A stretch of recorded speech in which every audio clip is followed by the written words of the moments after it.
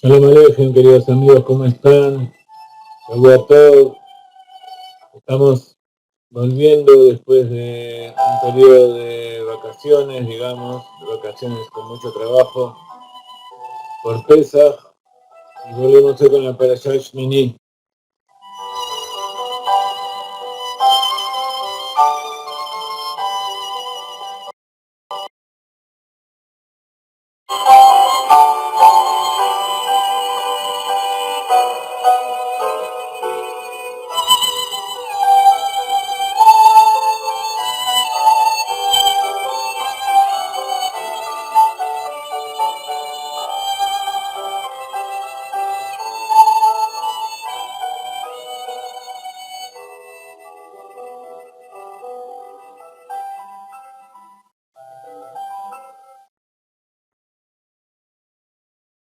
Entonces comenzamos la clase de hoy con una costumbre que hemos tomado en los últimos tiempos de contar una historia del rey Shlomo.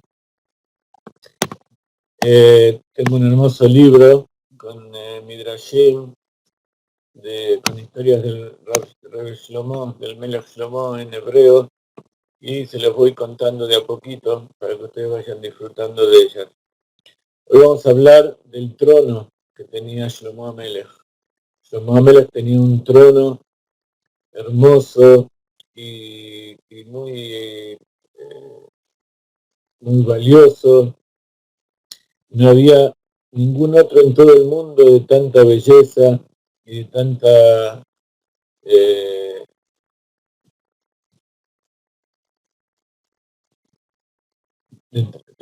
con adornos tan preciosos.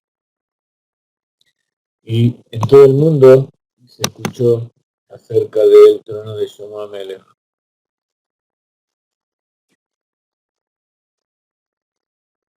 Había un artista que era de los orfebres que hicieron el trono de Shlomo Amelech, que se llamaba Hiram, y era hijo, y él le construyó para el rey esta creación con oro puro, piedras preciosas y perlas, diamantes muy hermosos, y con marfil. Todo eso lo había recibido de Shlomo Amelech. El trono de Shlomo Amelech tenía 6 escalones, y eso correspondía a 6 cosas. 6 cosas que estaban dibujadas en ellos.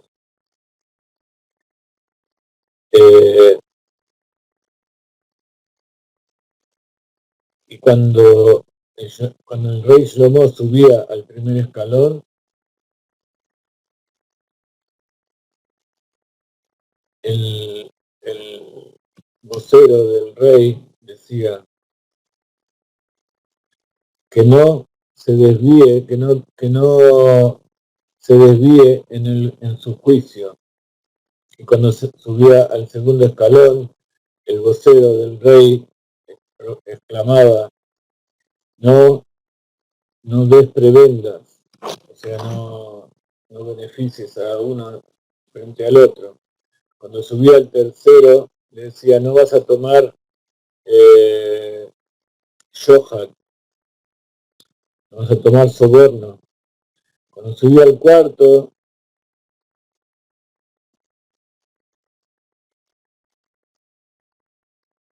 dice: no vas a construirte para vos un altar. Y cuando subía al quinto, no vas a hacer para vos un monumento.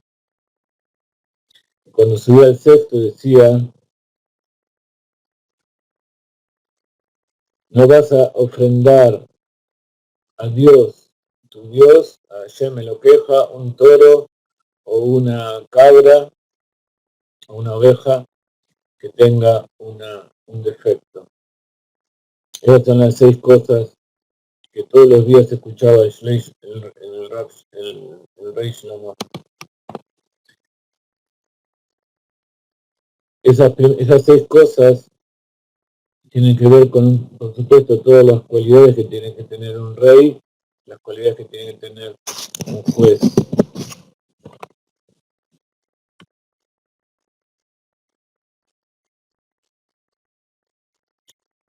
Sobre el trono había 12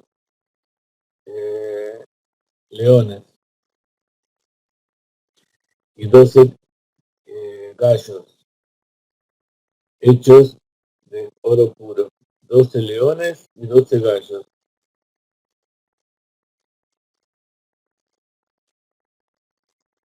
Perdón, y 12 águilas.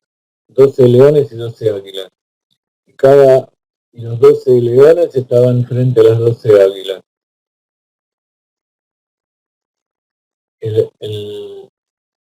La mano derecha del león estaba al lado del ala izquierda del águila.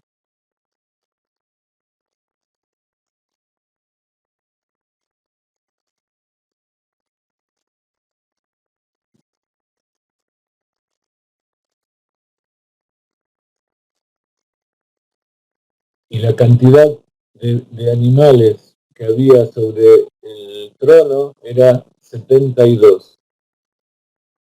Y también esa es la cantidad de águilas.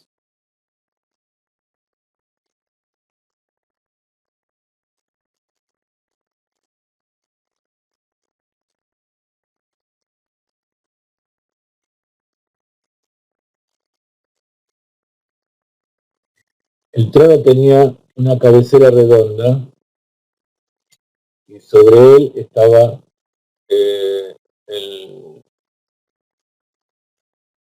sobre el asiento del rey.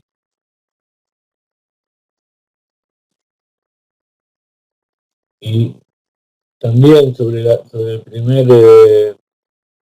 primer escalón había un toro de oro y enfrente de él un león de oro. Sobre el segundo escalón había un lobo de oro y frente a él había una oveja de oro. Sobre el tercer escalón había un tigre de oro y frente a él un camello de oro. Sobre el cuarto escalón había un águila de oro y frente a él un pavo real de oro. Y sobre el quinto escalón había un gato de oro y enfrente de él un gallo de oro. Y en el sexto escalón, había, había un halcón de oro y enfrente de ella una paloma de oro. Sobre la cabecera del trono había una paloma de oro que tenía una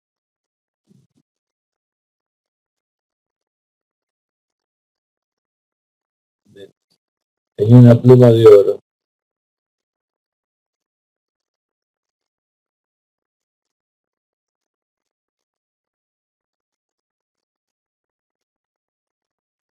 Y esta era una alusión de que todos los pueblos del mundo en el futuro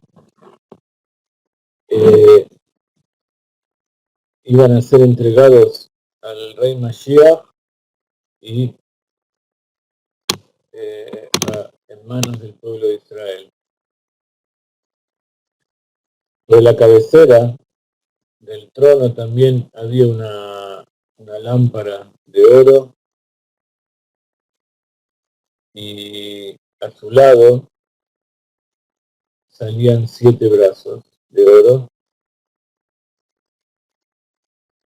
y sobre ellos estaban dibujados los 7 patriarcas del mundo, quienes eran Adán, Noah, Shet, Abraham, Isaac, Jacob y Job. Del otro lado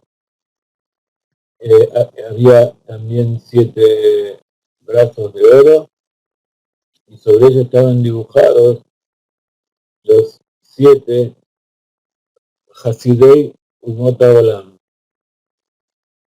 los 7 justos de las naciones del mundo. Perdón, los 7 justos del mundo, eran del pueblo de Israel también. Keat, de la tribu de Leví, Amram, Moshe, Aarón, Eldad, Meidat, Be, Haggai, Anabí, Bene, estaba entre ellos, Haggai el profeta. Por encima del candelabro había una vasija de oro que estaba llena de aceite de oliva y con ellos llenaban las vasijitas del Beit HaMikdash. Al lado de la menorá, del candelabro, también había utensilios de oro y aceite de oliva dentro de ellos, y con ellos se encendía la menorá que estaba encima del trono del rey Shlomo. Y sobre este utensilio estaba la figura de Elí, el Cohen Gadol. Y también había 2 espigas de oro, y sobre ellos estaban dibujados los 2 hijos de Elí, Hafni y Pinhas, y sobre las 2 espigas salían 2 adornitos de oro, y sobre ellos estaban dibujados los 2 hijos de Aarón, Nadab y Abiú.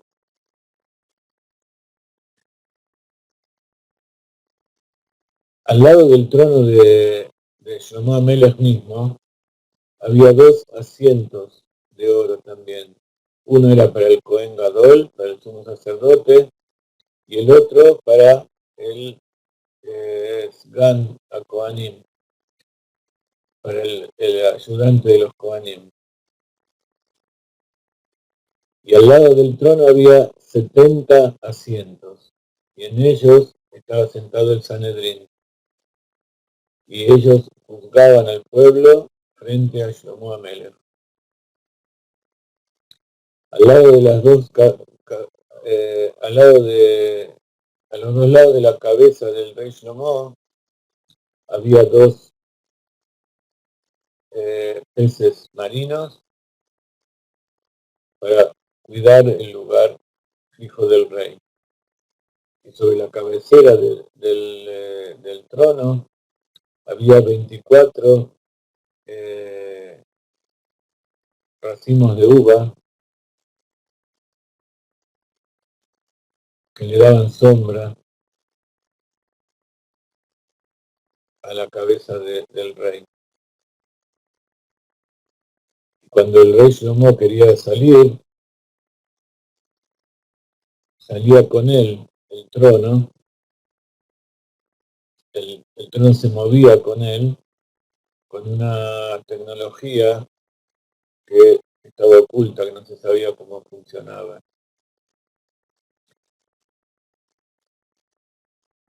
Y entonces,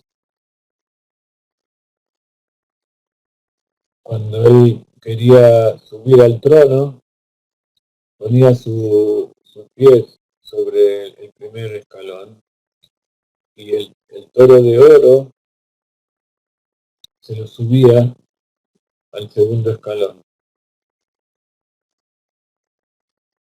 Y así sucesivamente los animales lo iban subiendo de cada escalón en escalón hasta llegar al sexto. Y entonces bajaban las águilas y lo tomaban al rey y lo sentaban a la cabecera del trono. Y luego venía la gran águila y ella tenía la corona del rey y se lo ponía sobre la cabeza del rey Shlomo. Todos estos son midrashim que fueron escritos en base a lo que pasaba allí, en el castillo, en el palacio del rey Shlomo.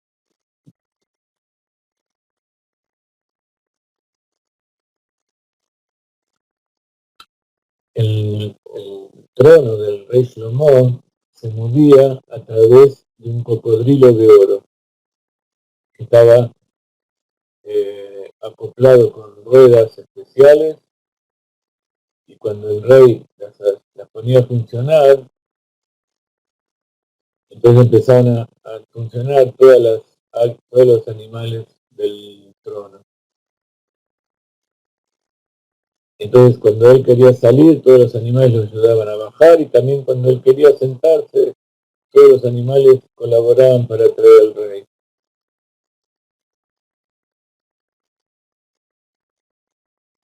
Entonces todos los animales se agachaban y daban vueltas para ayudar al rey a subir y bajar del trono.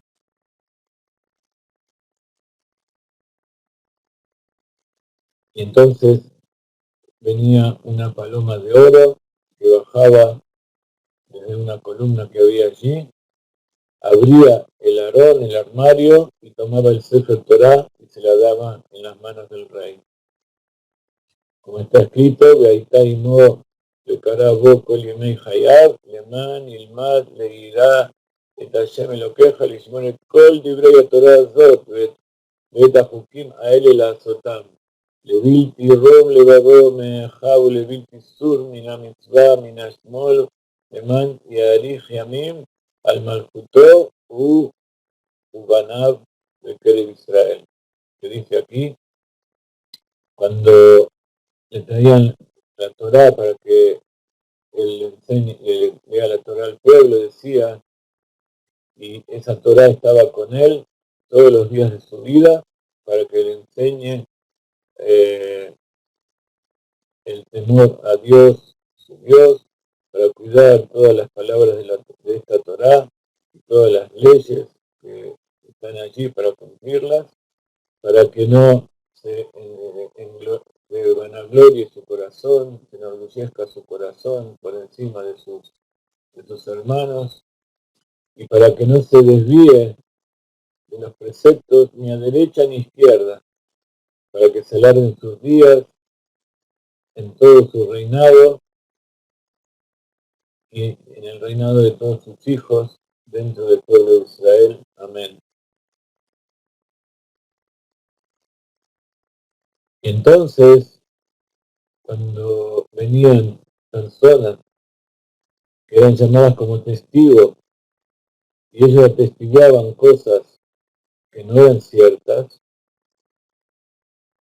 entonces las ruedas del trono se ponían a funcionar, y para sorpresa de todos se escuchaban a los toros que mugían, y a los leones que rugían, y a los lobos que aullaban, y a las ovejas que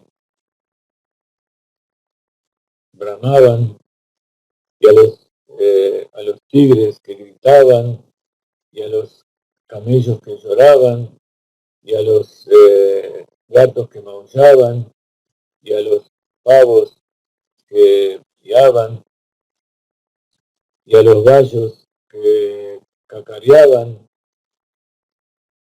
y a los patos que jugaban, y a los pajaritos que piaban, y todo ese gran ruido que había se venía para asustar a esos testigos, para que no digan cosas falsas, para que no tengan atestiguos con cosas mentirosas.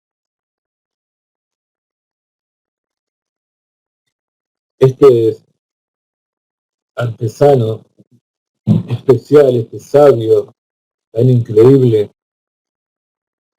que fue el que puso en funcionamiento este trono,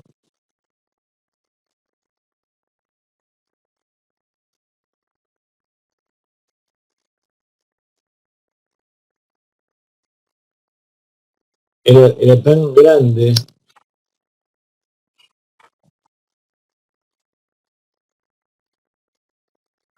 que produjo que todos los grandes reyes del mundo, cuando venían y se presentaban frente a Shlomo Amelech, y él se sentaba en su trono, ellos alababan y honraban a aquel que creó al mundo y que eligió al pueblo de Israel y a su rey para darle una sabiduría como esta.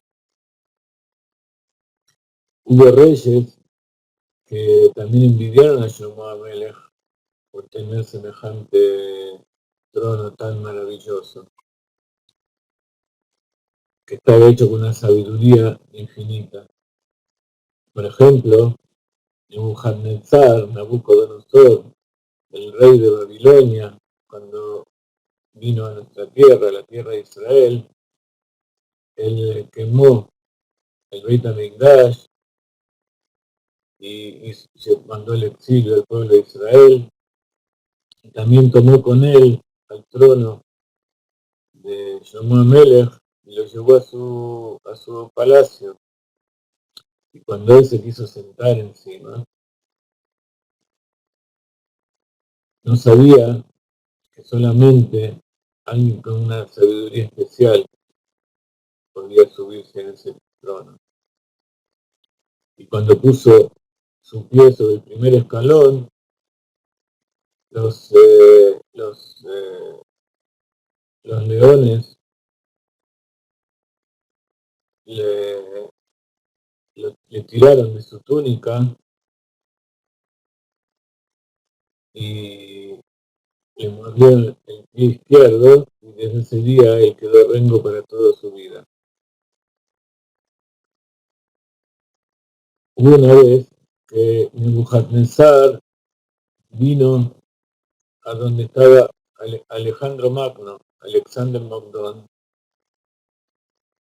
y que era en Egipto, y trajo el trono de gloria, el trono de Shlomo Amelech con él.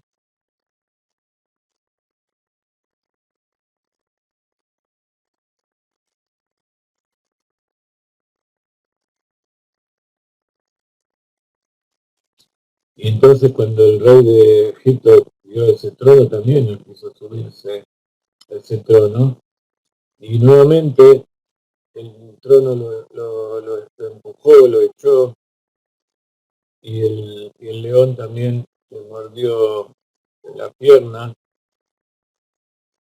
y quedó lisiado para toda su vida.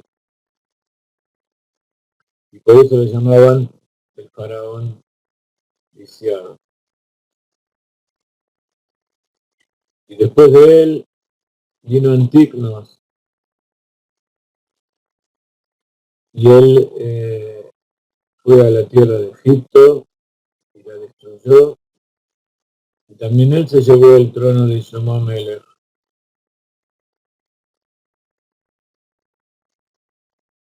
Y cuando la subió sobre los barcos, se rompió una de las patas del trono.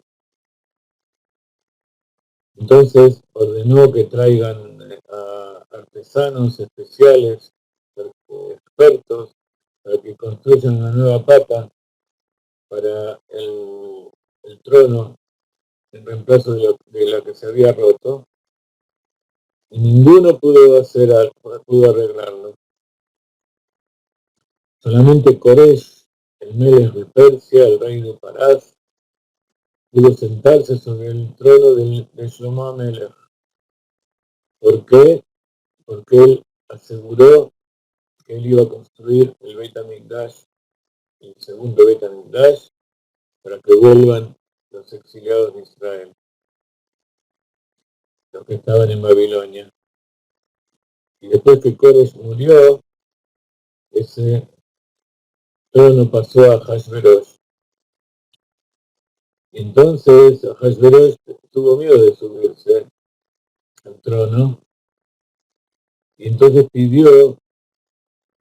llamó a artesanos muy famosos para que le hagan un trono parecido a ese que tenía Shlomo Amelech.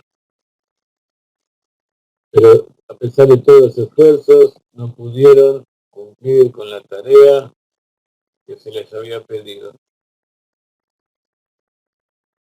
¿Qué pasó con el trono de Shlomo Amelech? No se sabe, porque de Persia fue llevado a Grecia, y de Grecia a Roma, y desde esa época desapareció. Tengo la impresión de que ahora cuando venga el Mashiach, muchas cosas que están escondidas ahí abajo en Roma van a aparecer, se va a hacer todo polvo y piedras, y va a surgir muchas cosas que ellos robaron en su momento. Pero bueno, les trata Hashem. Venimos de dos parshiot que se llaman Tazria y Metzorah. Son las parshiot, no, perdón, Tazria y Metzorah es la que viene después, ¿no?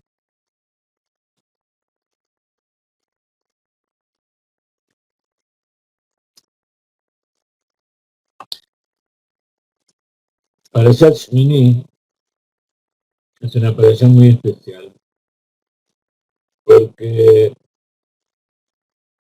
ustedes saben por qué se llama Shmini. ¿Quién me puede decir?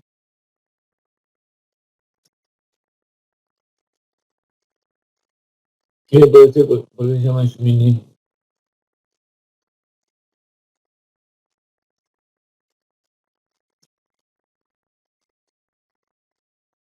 Shmini quiere decir octavo, pero ¿por qué se llama Shmini? Así empieza la Torah. Y fue en el octavo día que Moshe convocó a Aarón, a sus hijos y a los ancianos de Israel. ¿Qué quiere decir este octavo día? Entre otras cosas, de la consagración, de la unción del sumo sacerdote. Pero ¿qué estuvieron haciendo esos 7 días anteriores? ¿Alguien sabe?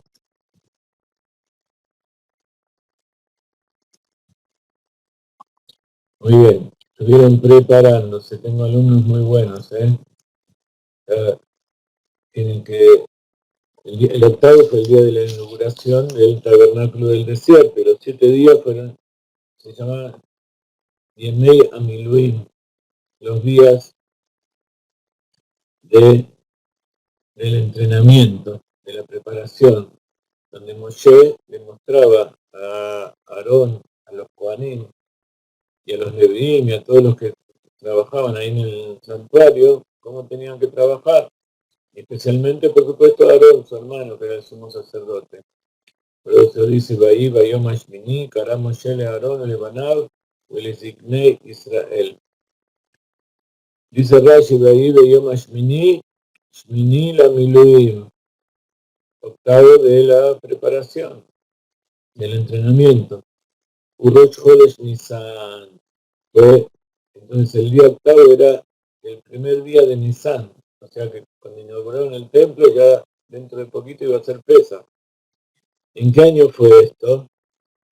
Nosotros sabemos que el 15 de Nisan salieron de Egipto y el año siguiente, el 1 de Nisan, se inauguró el tabernáculo. El 6 de Sivan, 2 meses después de salir de Egipto, recibieron la Torá y ahí recibieron las instrucciones de cómo fabricar el tabernáculo y para qué servía. Y estuvieron todo ese año juntando los materiales y trabajando hasta que llegaron al segundo año de la salida de Egipto, o sea, un poco menos de un año. Y el 1 de Nisan estaba todo armado. Shukama Mishkan Bo Benatal Eser Atarot a Ashnuyot de Ser Olam.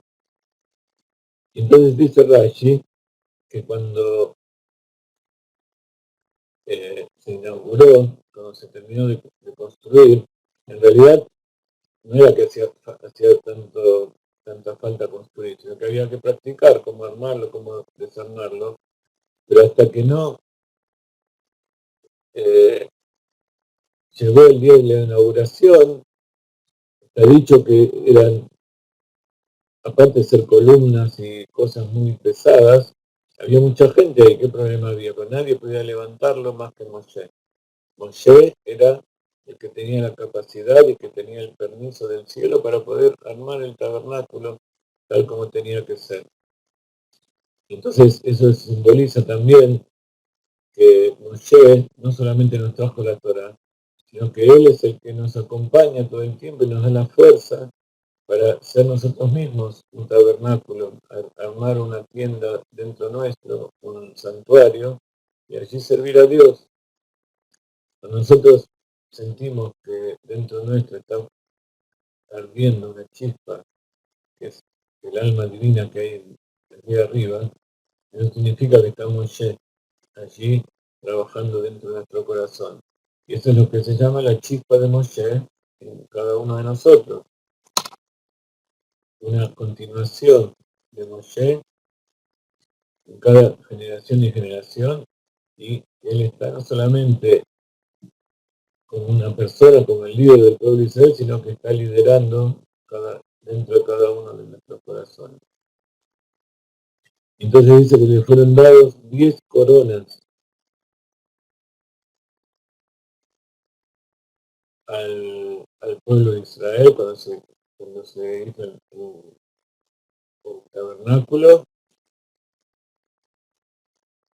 que correspondían con el orden de la creación del mundo. Y dice que le enseñó a Aarón y a los hijos, me les digné a Israel y a los ancianos de Israel. ¿Qué significa los ancianos de Israel? Que ellos escuchen que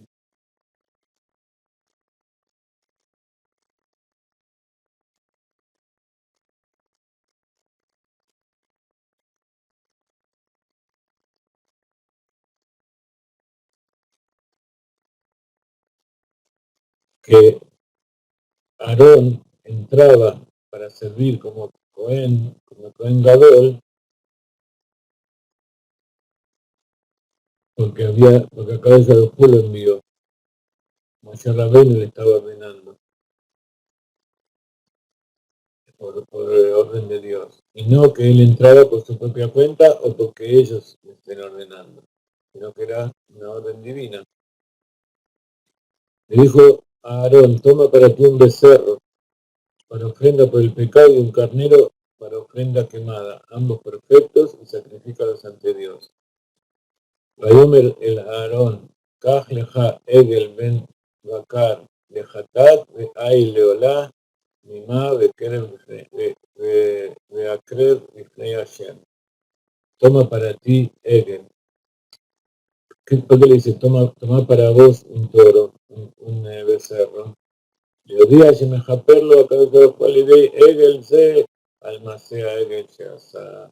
¿Recuerdan que después de los primeros 40 días, y hoy estábamos estudiando que el 17 de Tamuz, uno de los motivos del ayuno, es porque ese día fueron rotas las primeras tablas. ¿Por qué fueron rotas las primeras tablas de la ley?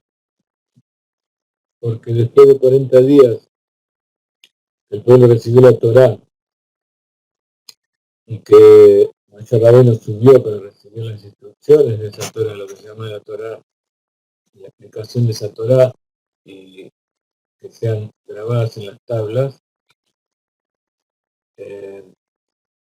Akadosh Baruj Hu le dijo, mira, tu pueblo está pecando, está haciendo un becerro de oro y está adorando.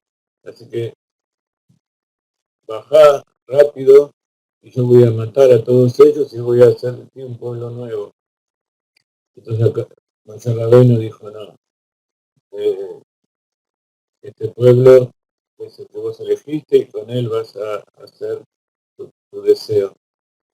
Y eso no fue porque Moshe se le ocurrió, sino porque Moshe era verdaderamente que comprendía, que sabía cuál era la verdadera intención, la verdadera voluntad de Dios, y sabía cómo Dios quiere al pueblo de Israel. Entonces, Kadosh Baruj Hu aceptó, pero había que pagar un precio, y ese precio fue que rompió las tablas. Rompió las tablas iniciales que eran hechas de piedra divina que Dios preparó y grabadas con letras directo de la mano de Dios.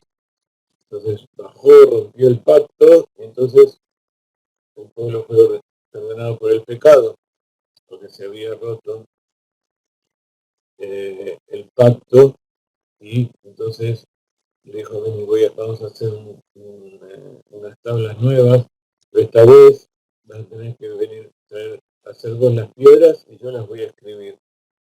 Entonces, las segundas piedras son hechas con la mano del hombre, que tenía las letras también con la mano de Dios. Y entonces dicen los sabios que las primeras tablas representan la Torah escrita, y las segundas tablas representan la Torah oral. Y tiene eso una lógica. La Torah escrita es todo palabra de Dios revelada. En cambio, la Torah oral, la Mishnah, la Gemara, todos los Midrashim, todo el Pardes, por encima del Pshat, la Torah, la Kabbalah, la Torah oculta, el Hasidut, todas las Alajot, todos los niveles de la Torah oral, tanto oculto como revelado, vinieron gracias a que hubo el pecado del becerro de oro, gracias a que Akadosh Baruj Hu pidió hacer unas tablas nuevas. ¿Y cuál es la lógica? Que la Torah revelada también es Torah divina, porque después de esos 40 días, Moshe Rabbeinu estuvo 80 días más, 2 veces 40 días, hasta que bajó por fin en Yom Kippur con las segundas tablas, y ahí dijo, perdona, el pueblo fue perdonado. Por eso también el día 10 de Tishrei, que son justo 120 días después de la entrega de la Torah del 6 de Nisan, de Sivan, es el día del perdón, por eso le llamamos el día del perdón, porque ahí supimos definitivamente que Dios nos había perdonado al bajar Moshe con las segundas tablas. Entonces, la Teshuvá tiene que ver con la Torah oral que nos explica todos los secretos y todas las cosas que no se comprenden de la Torah escrita. Entonces, acá vemos cómo la Torah oral, y la Torah escrita, la Torah revelada y la Torah oculta son toda la misma Torah, simplemente diferentes aspectos. Y por eso está dicho, el que no cree en la Torah oral es igual que si no creyera en la Torah escrita. Kofer de Ikar, reniega, y entonces por eso aquellos que hay judíos que eran caraítas y otras sectas que después derivaron en cosas extrañas y que no creían en la Torá, caraítas, bueno, el cristianismo también salió de eso, el cristianismo es una negación completa de la Torá oral.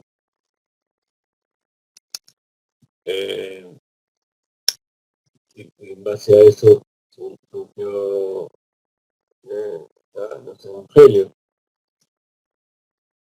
que quisieron reemplazar todo. Y entonces al reemplazar no quisieron reemplazar solo la Torah oral, sino que quisieron también reemplazar la Torah escrita. Y entonces de ahí ven su mentira.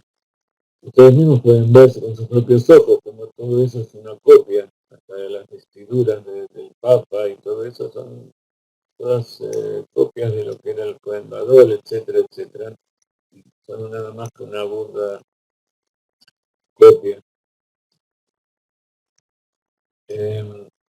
Entonces, es muy importante tener en cuenta esto. Todo lo que nosotros estudiamos hoy en día viene de la transmisión oral y escrita de la Torá durante todas las generaciones hasta Moshe Rabbeinu.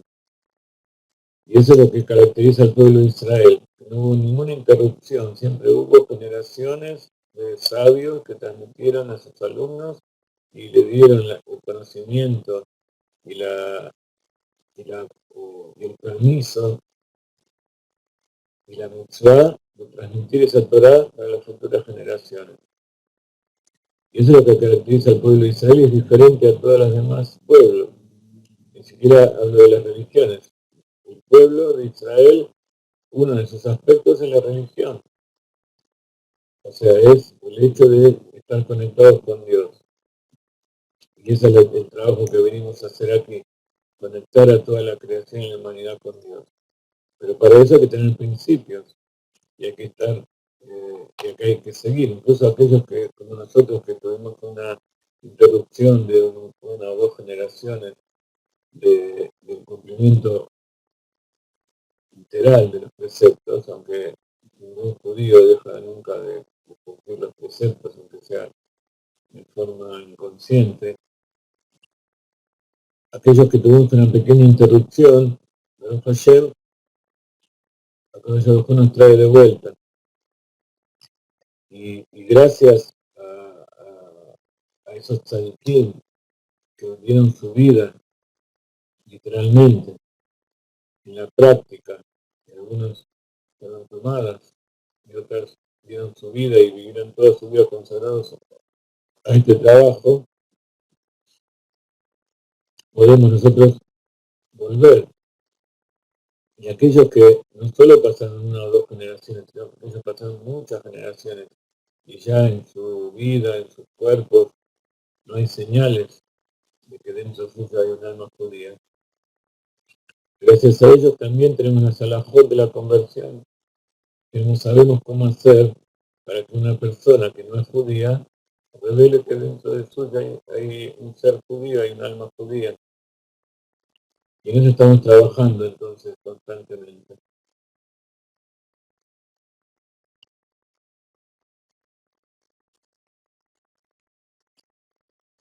Vamos a poner una melodía y vamos a dedicarnos unos minutos más a meditar sobre esta perashá tan interesante.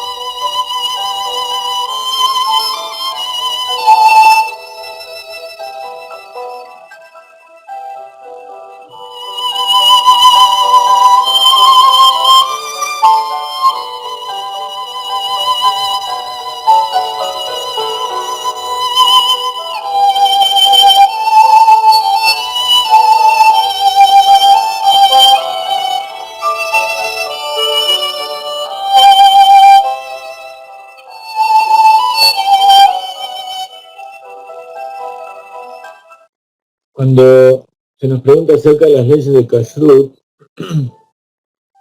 una persona se me acerca y me dice, yo cuido las leyes de la Torá, yo no como cerdo. Entonces yo dije, yo le pregunto y le cuestiono que en realidad lo que estás haciendo es cuidar las costumbres que tienen los musulmanes. Ellos no comen cerdo, pero comen cualquier otro animal. En nuestra Torá hay toda una serie hay una perashá, hay un capítulo completo de la perashá esta, donde habla acerca de cuáles son los animales que podemos comer.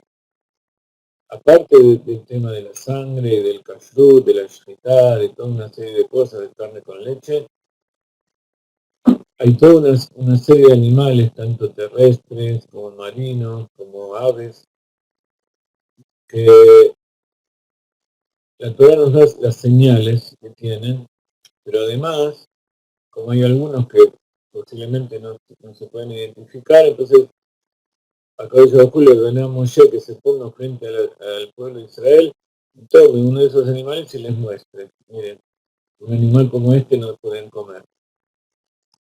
Entonces, esta parte de la perashá dice así, Dios le habló a Moshe y a Aarón diciéndoles, Vaidaber Abai el Moshe lemor, ve Aarón lemor aleiem. Acá, después de hacer todo este trabajo inicial acerca de los korbanot, donde le dice a Aarón que ofrende un becerro y eso iba a ser una aceptación de la expiación por haber colaborado con el becerro de oro. Entonces empieza a mostrar cuáles son todos los animales impuros, cuáles son los animales que son puros y cuáles son los impuros. Entre ellos, no solamente se lo dice para cuáles son los que se pueden comer o no, sino también cuáles son los que se pueden ofrendar en el santuario. No se puede ofrendar un animal impuro. Entonces dice Rashi, el Moshe ve al Aarón, le Moshe amar, llamarle Aarón. Entonces, le dijo a Moshe que le diga a Aarón. Siempre a Kodesh en general, hay veces que le hablaba a los dos, pero en este caso le hablaba a Moshe para que Moshe le diga a Aarón. Lemor aleien, diciéndoles a ellos. ¿Qué significa esto? Que ellos tenían a su vez que decirle a Eleazar e Itamar. Los dos hijos mayores de Aarón, Nadab y Abiú, habían muerto unos días antes en la inauguración del santuario, cuando quisieron ofrendar un incienso que no era permitido. Pero entonces quedaron Eleazar y Itamar.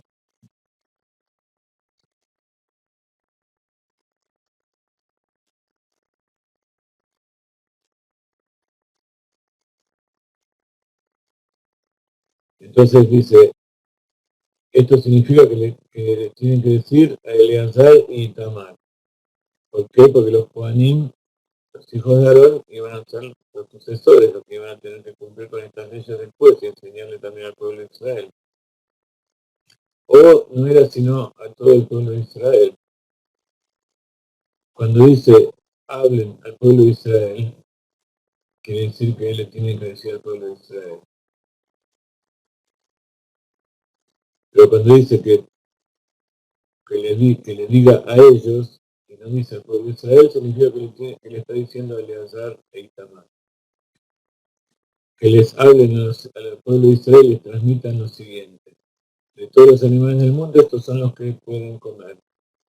Dabru de Ben Israel. Ya hay muchos de ustedes que pueden leer esto, ¿no? En hebreo. Espero que muchos de ustedes hayan leído, estudiado el curso de hebreo Aleph y Bet que digo. Aquellos que no, me escriben así se los envío. Dabrul ben Israel lemol zot, ahaya asher tochelu, Nikol abema asher ala aretz. Con respecto a los animales, hay dos formas de referirse a los animales, Hayá y Behemá. En general, Hayá se refiere a los animales salvajes y Behemá se refiere a los animales domésticos. Dentro de los animales domésticos hay Kasher y Taref, y dentro de los animales salvajes también hay Kasher y hay Taref. Gabriel ben Israel, a ver, ¿qué quiere decir? Dice Rashi, hable al pueblo de Israel. El Pulam, Ashabel, Yot, Shluchim, Bedibulze. Entonces, ahora significa que le hable a todos por igual, que todos tienen que ser enviados para recibir, para transmitir esta información. O sea que para poder determinar qué animal es kasher y qué no es kasher, no hace falta ser Cohen, sino que toda la persona que sea experta en esto, que sea rabino, que haya estudiado la salahot, puede determinar la halajá, qué se puede comer y qué no. Eficios BU, Benimá, Bekiblu Aliyem, Gezerat, Makom, Beaba. ¿Por qué? Porque ellos se igualaron todos en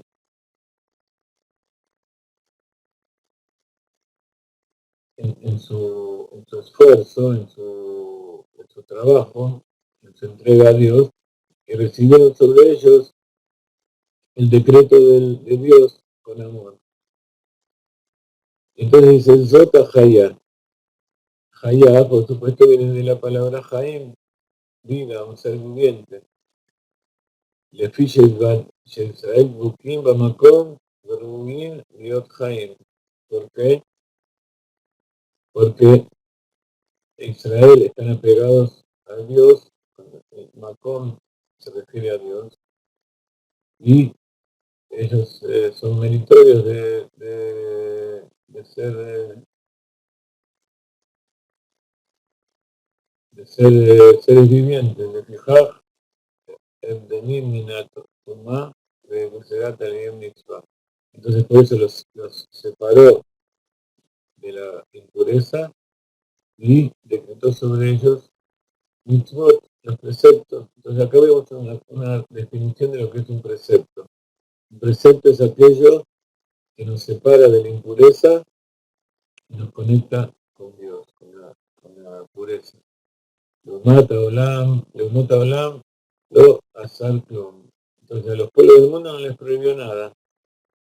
Mashal Rofes y Nihnas Levaker, Etajole, etc. Entonces hay un Mashal que contamos algunas veces, que habla del médico que va a ver un enfermo. Entonces le dice al enfermo que tiene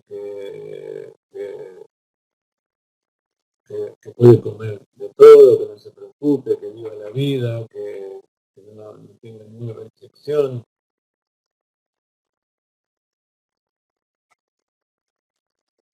A otro viene otro enfermo y le dice, no, esto no podés comer, no tomes esto, no fumes, no bebas alcohol, no salgas de noche, cuídate, hace esto, lo otro.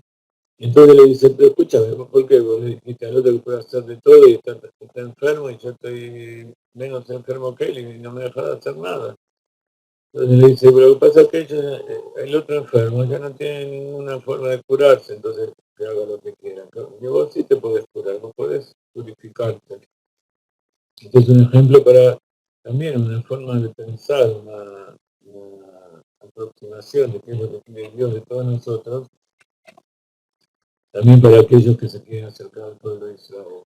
Tienen que saber que si siguen fuera del pueblo de Israel, solamente tienen 7 preceptos, y que incluso si no cumplen los 7 preceptos, tampoco van a recibir demasiado castigo, pero tampoco van a recibir ninguna recompensa. Sus días se van a terminar. En cambio, aquellos, y esa es la pregunta, advertencia que se le hace a la persona que se va a convertir. Tenés que saber que hasta ahora no tenías castigo porque tampoco tu recompensa era muy grande. En cambio ahora vas a entrar al pueblo de Israel y vas a tener que saber que hay recompensa, pero también hay castigo por esa recompensa. Y ese es uno de los méritos que tienen aquellos que entran al pueblo de Israel. Que no es que entran cuando no tienen más remedio, sino que entran porque por propia decisión de entrar bajo el yugo de divino, así como el pueblo de Israel entró dentro del yugo divino cuando recibió la Torah. Como está dicho en el Midrash, que acabó por todos los pueblos del mundo, pero ofrecer la Torah y solamente el pueblo de Israel la quiso recibir. Entonces, el pueblo de Israel es el pueblo elegido porque también él se sintió aferrado a Kadosh Baruj Hu y decidió cumplir sus preceptos. Acreditado en Midrash David Tanjuma, ¿sí? Esta es la historia que se acaba de contar. Yota Haya, este es el animal. Melamed Shaya Moshe Ojez Haya o Mareo Tal Israel. Lo que decías antes, que esto significa que Moshe tomaba el animal en su mano y se la mostraba. Ven, esto es lo que no pueden, esto es lo que sí pueden.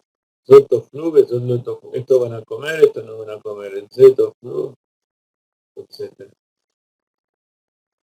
Af, Veshratzei Amaim, Ahaz, Mikon Minumin, Verralaem. Incluso todos los animales del mar lo tomó en su mano y le mostró a ellos. Piensa que están en el medio del desierto.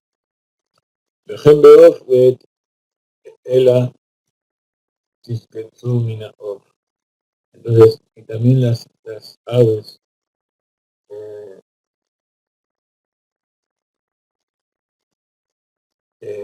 esto van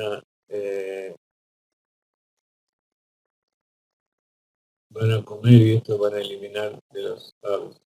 Ejemplo, Shiratzin, desde la gente también, y también con todos los animales rastreros, esto va a ser impuro. Zot Ahayam y Kola Behemá. Esto es el animal de todos los animales, o de todos los mamíferos. La mecha Behemá, Bejal Bajayá. Entonces, los mamíferos también están incluidos dentro de todos los animales.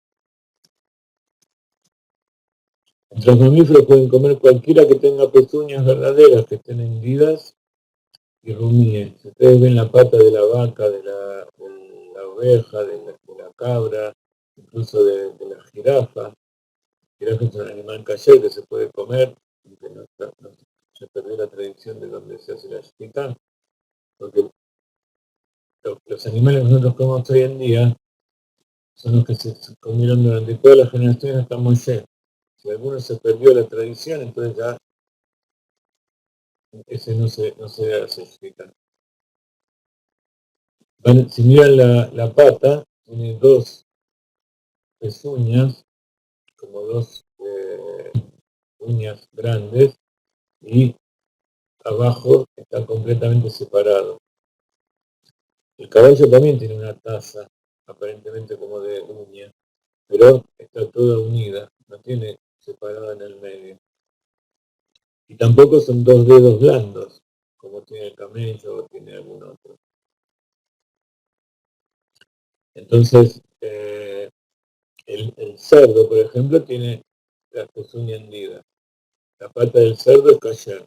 Entonces, ¿por qué el cerdo no es kasher? Porque también tiene que ser rumiante. El cerdo no es rumiante. Entonces, ¿cómo se dice en hebreo? Que tiene pezuña hundida, más frese, parsá. Parsá quiere decir que está dividida. Bellosat yesa. Y rumiante quiere decir que eleva, vuelve a regurgitar la comida, la mastica de nuevo y la vuelve a tragar. Parsat Maalat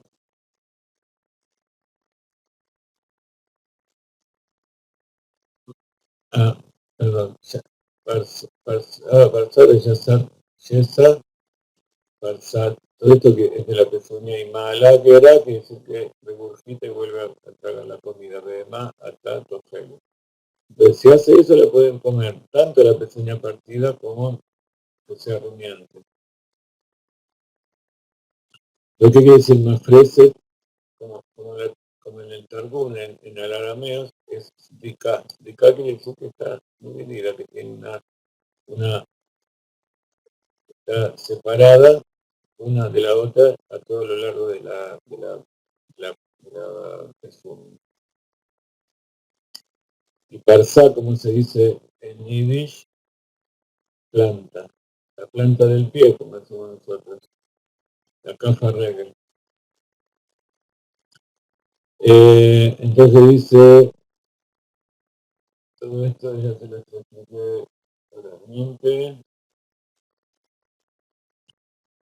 Come, vuelve a regurgitar del estómago y lo vuelve a poner adentro, no masticar, etcétera, etcétera.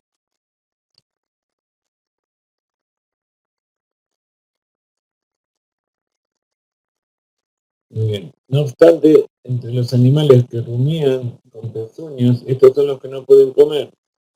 El camello será impuro para ustedes, aunque rumíe, puesto que no tiene pezuña verdadera, no tiene la pezuña hundida. Una fisei parsa. El iracio es la liebre, será impuro, el conejo, perdón, será impuro para ustedes que rumíe, puesto que no tiene pezuña verdadera. El conejo y la liebre hoy en día no son rumiantes, parece que en aquella época los conejos y las liebres eran rumiantes, pero de todas maneras no tienen la pezuña hendida, tienen una pata con dedos, entonces es taref. El cerdo será impuro para ustedes, aunque tenga pezuña verdadera que está hendida, puesto que no rumía, no es rumiante. Entonces, miren todos los animales kasher y todos los animales no kasher que hay hasta llegar al cerdo. Sin embargo, la gente piensa que lo principal es el cerdo, ¿no? Hay muchas veces de kasher.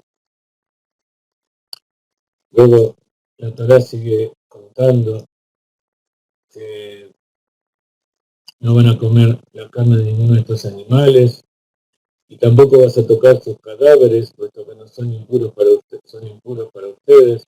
O sea, si encontramos un animal que está muerto, no se lo puede comer. Si hay un animal que está por morir, está enfermo, que no va a poder vivir más allá del tiempo que se lo va a tener para la shkita, entonces tampoco se lo puede comer. Si hay un animal que está herido por otro animal, se llama taref, de trefá. Trefá quiere decir que fue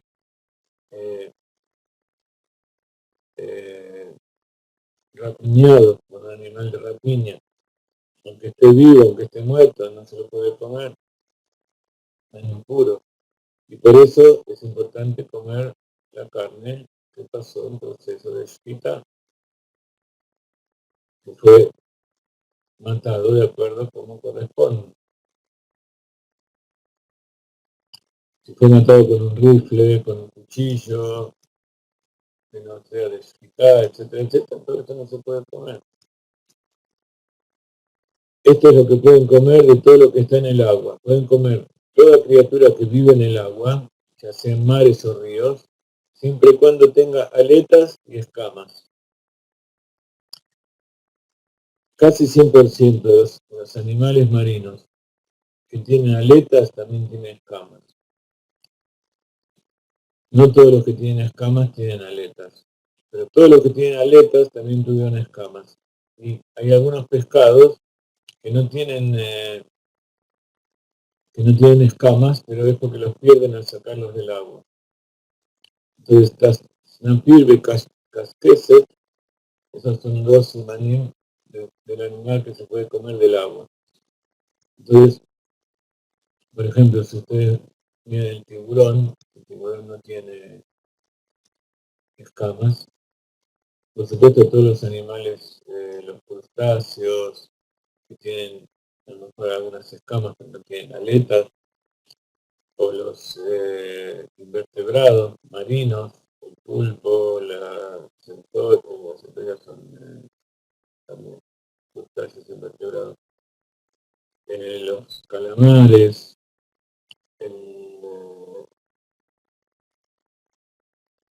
las ballenas, las orcas, los tiburones.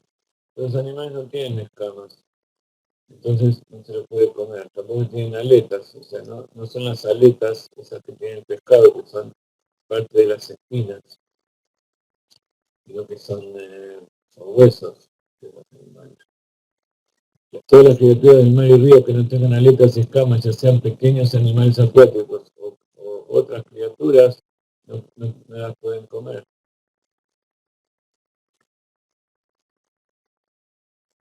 No tienen que comer su carne.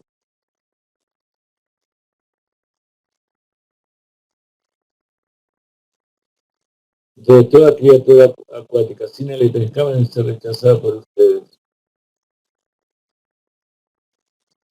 Y estos son los animales voladores que deben evitar. Todo esto ustedes lo leyeron este Shabbat. Y ahora comienza la Perashá Tazria en el Tzorá. Nosotros nos vamos a dedicar la semana que viene. Ahora en unos minutos vamos a terminar la clase. Pero la Torá sigue diciendo que el águila, los animales de rapiña, el halcón, el buitre, el milano, el cuervo, el avestruz, el búho, la gaviota, el halcón, el cormorán, el ibis, el cisne, el pelícano, la urraca, la cigüeña, la familia de la garza, abubilla, el murciélago. El murciélago no es una ave, pero sí es un mamífero, pero que vuela. En hebreo, ave se dice of. Of quiere decir que vuela, de ofer.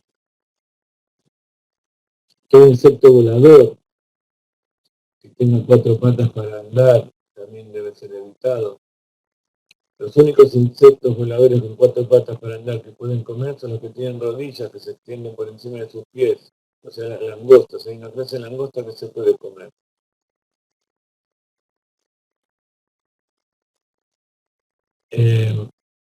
Entonces, vamos a aclarar un poco a qué se refiere el tema de la impureza. Por de pronto, acá lo que está diciendo que para ustedes están prohibidos, independientemente del motivo.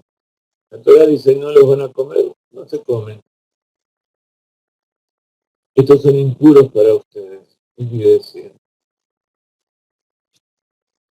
Está escrito que el pueblo de Israel tiene una tarea. Para llevar esa tarea adelante hay que tener cierta pureza, tanto espiritual como material. Nosotros sabemos que estos animales, al comerlos, purifican también el cuerpo.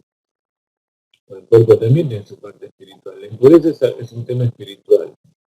Pero nosotros no podemos separar lo espiritual de lo material y decir que la impureza es espiritual, entonces lo material no queda afectado.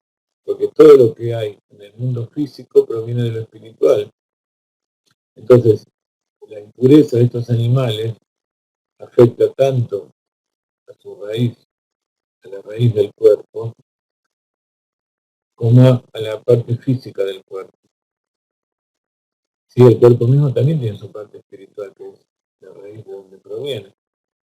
Así como la sefirot tiene su recipiente, tiene su lucha interior, el cuerpo tiene su alma, tiene su cuerpo que lo contiene. Entonces, todo se contamina. ¿Qué pasa con el alma? Hay partes del alma que están más en contacto con el cuerpo que otras. Hay todo desde el nivel más elevado del alma, el quinto nivel que es Yejidá, que es parte de Dios en lo alto, que ahí no hay contaminación, está por encima de toda contaminación, hasta el nivel de Nefesh, que es el más bajo, que es el que verdaderamente da vida al cuerpo, ese es el que más se contamina. Nefesh y Ruach, que tiene que ver con las emociones, y el Nefesh, que tiene que ver con la parte física tal cual, que se inviste en la sangre, esos dos niveles son los que verdaderamente más se impurifican. El nivel de Neshama, que es el nivel de la mente, también se purifica en cierta medida, pero puede ser purificado más fácilmente. Ahora, los niveles de abajo del alma, cuando se purifican, solamente se pueden purificar a través de, como estudiamos en la reencarnación, a través de la muerte. La muerte tiene distintos niveles. Está la parte de Yutakeber, que es poner el cuerpo mismo dentro de la tierra, y ahí ese cuerpo pasa una purificación, entonces también se purifica el nivel de nefesh del alma.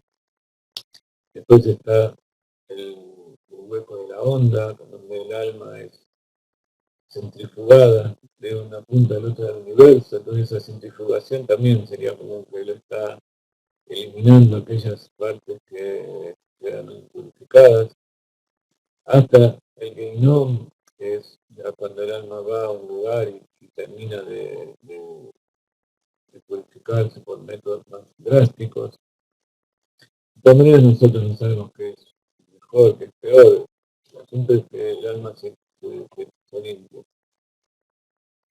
Habíamos dicho cuando estudiamos reencarnación que también hay niveles de purificación que no hace falta la muerte, que es la teshuvá completa. Cuando la teshuvá es completa, ¿qué significa? Pues en base a esto podemos comprender un poco mejor. Uno puede comprender con la mente que uno tiene que salir de la idolatría, dejar de hacer cosas que no corresponden, cumplir los preceptos.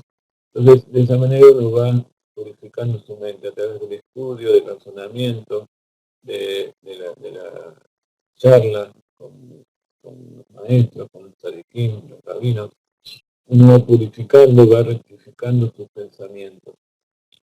Ese es el nivel de Neshama del alma. Uno, para cambiar de pensamiento es más fácil. Lo que es más difícil es cambiar las emociones. Entonces, en el nivel de Nefesh, el alma, hay que hacer un trabajo de ayudar mucho más profundo para rectificarlo. Hacer que lo que uno ama deje de amar y ame a otras cosas, eso es un trabajo que por supuesto está basado en la mente, pero que es un trabajo ya más difícil, más duro de realizar. Y hay veces que uno se deja llevar por las emociones y hace cosas sin pensar. Entonces, en general lo más difícil es cambiar las emociones. Uno puede anular las emociones y hacer que la mente maneje el cuerpo. Pero en general lo que le pasa a todo el mundo es que las emociones, el corazón maneja el cuerpo e incluso maneja el cerebro. Entonces, ahí vemos los distintos niveles de teshuvá. La teshuvá completa es cuando la persona solamente piensa cosas correctas, piensa en Torah, está purificado, también sus emociones, también su acción. De verdad, transformó toda su vida. En general, lo que máximo que podemos aspirar con nuestros propios medios es a cambiar nuestra forma de pensar, cambiar nuestra forma de vida, porque eso nos va ayudando a alejarnos de aquellas cosas que nos perjudican y a sacarnos a aquello que está bien, acercarnos a personas que nos ayudan y alejarnos de aquellas que nos alejan de Dios. Entonces, lo que estamos viendo aquí es también que los alimentos nos ayudan en esa tarea de teshuvá, que hay alimentos que nos sirven para hacer teshuvá, y hay alimentos que no nos sirven para hacer teshuvá. Entonces, desde este punto de vista, estos alimentos también hacen bien al cuerpo, pero eso no significa que si uno se la pasa comiendo alimentos kasher, animales kasher, vaya a estar sano del cuerpo. Puede ser que el exceso de esos alimentos y la falta de otros alimentos como vegetales, verduras, agua, o falta de de ejercicio físico, de buenos pensamientos. O sea, si uno vive en un ambiente contaminado, un ambiente con ruido, con humo, con pesticidas, o sea, todo el ambiente tiene que ser así. Y todo eso tiene un nivel de impureza y de pureza, tanto espiritual como material. Entonces vemos cómo la ciencia está llegando a la conclusión de que no alcanza solamente para cambiar una parte de la vida para llegar a estar sano, porque la ciencia busca la sanidad psicofísica de la persona, digamos, que la persona esté psíquicamente sana, físicamente sana.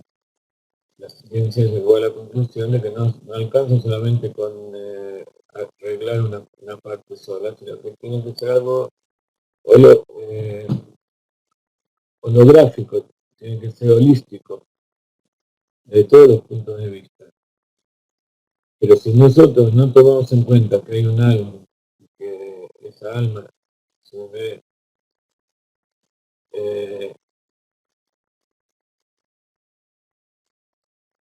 afectada por los asuntos físicos del cuerpo, entonces tampoco llegamos a una perfección completa. Y entonces todo eso es Teshuvah. Pues el Rambam también se ocupaba mucho de las leyes de higiene alimentarias, de cuidado del cuerpo, de la higiene corporal, de la casa, del ambiente, de todo el ámbito que lo rodea a uno, ecológico, etc.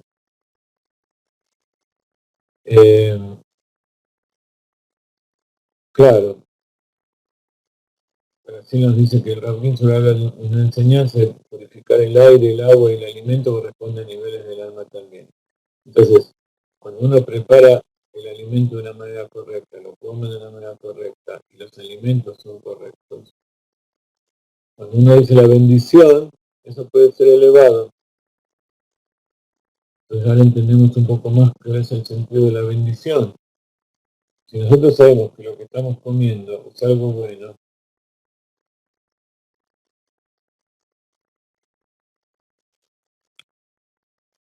y sirve para que el cuerpo sirva a Dios, entonces la bendición tiene sentido.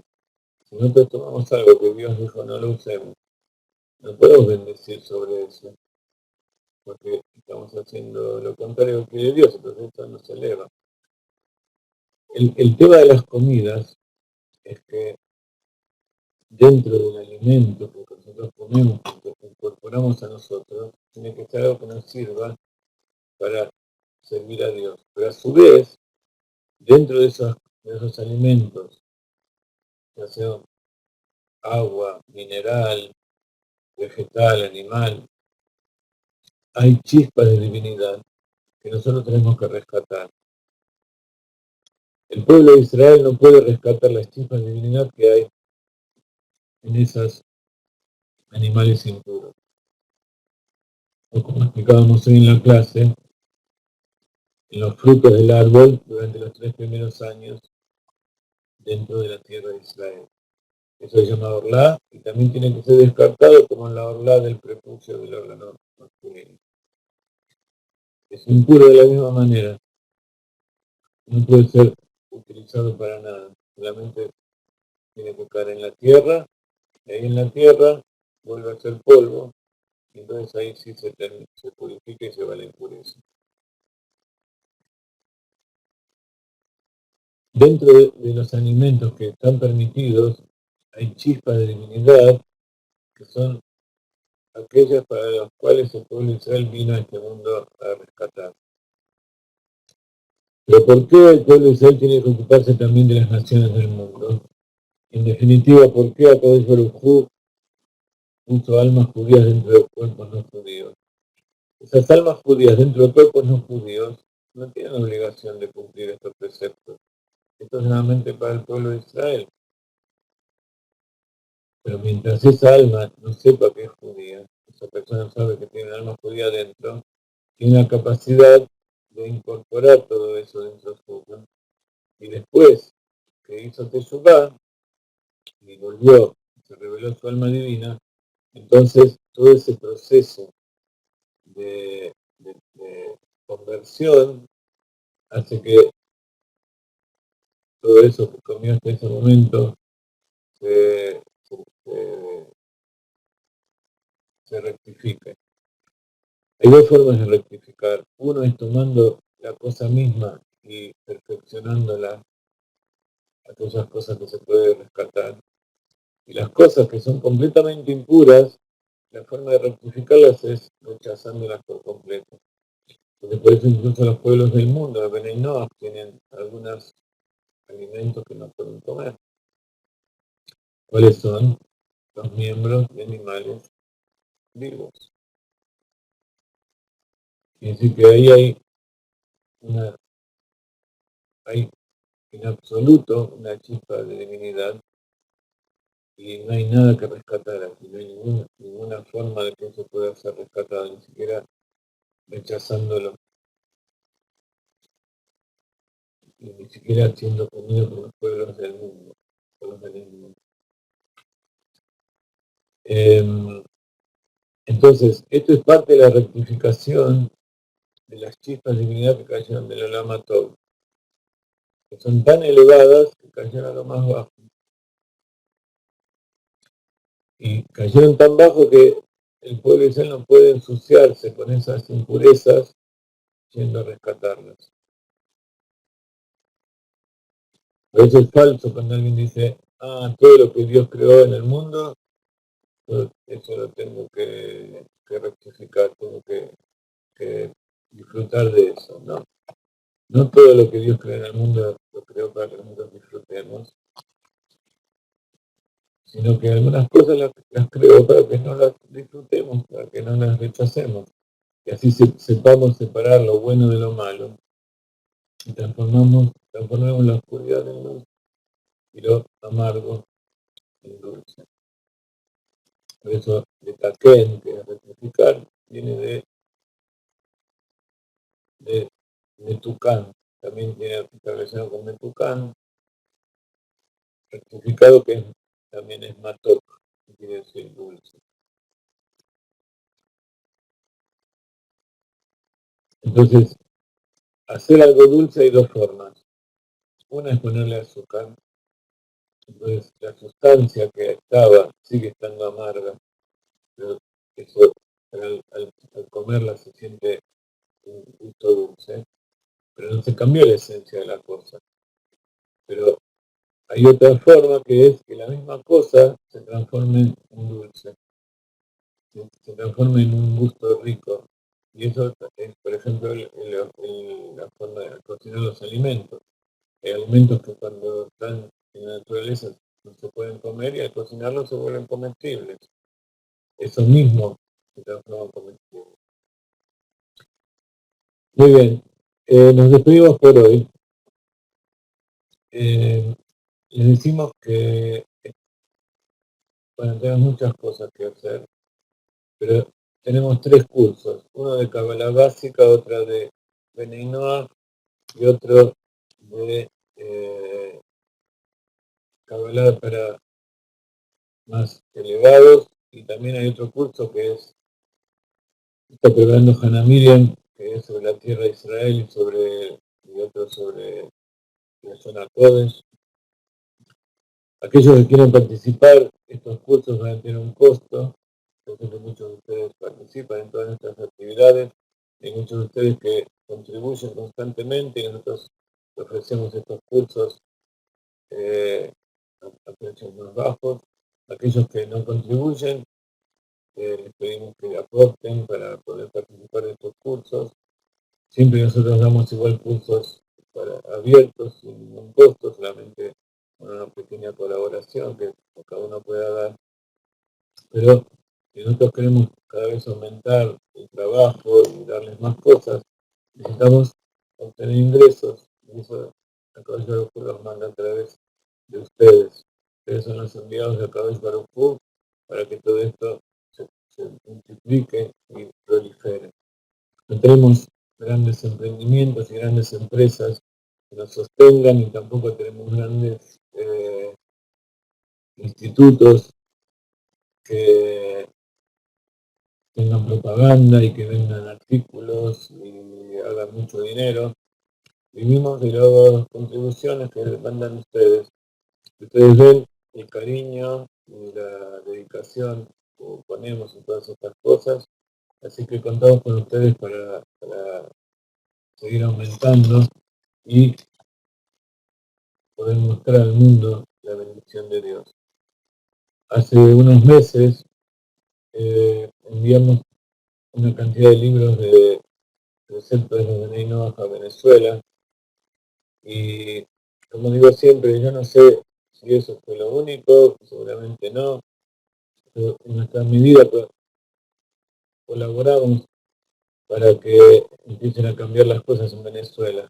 Lamentablemente la situación cada vez es peor aparentemente, pero te he dicho que cuando llega el amanecer, los segundos antes del amanecer, los segundos antes de la redención, son los momentos más oscuros. Así que estos momentos que está pasando Venezuela y otros países en todo el mundo son los anuncios de que va a llegar pronto un tiempo de luz y de felicidad para todos. Pero queremos hacer un nuevo envío de libros para reforzar la tarea, para que todos los pueblos conozcan los 7 preceptos. Así que aquellos que quieran colaborar con nuestra tarea, envíen su dinero y pongan, esto es para mandar libros a Venezuela. También queremos mandar a otros lugares. Así que en la medida de las posibilidades vamos a ir mandando también a otros lugares. Y aquellos que aporten también van a recibir libros y van a recibir cosas aquí en su país. Y los que quieran recibirlos aquí en su país, también pónganse en contacto, así los nombramos distribuidores y que la gente vaya a recibirlos directamente de su mano y de paso se ahorran a ustedes el costo del envío. Así que, tenemos muchas cosas que hacer en todos los países de Sudamérica. Hoy las clases tuvieron unos horarios un poco trastocados por el tema del cambio de horario. Yo me olvidé que había que poner una hora después. Así que les pido disculpas a aquellos que ingresan tarde en su periodo de inicio, o aquellos que empezaron del principio y seguimos un poquito más. Tenemos que durante la semana todo esto se solucione. Vamos a seguir con nuevas clases, que tengan buenas semanas. Jodesh Tov, el miércoles y el jueves comienza el mes de Iyar, Ani Hashem Rofeja, yo soy Dios, tu curador, y seguimos con la Sefirat HaOmer, y el 18 de Iyar es Lag BaOmer, es el día de Rabbi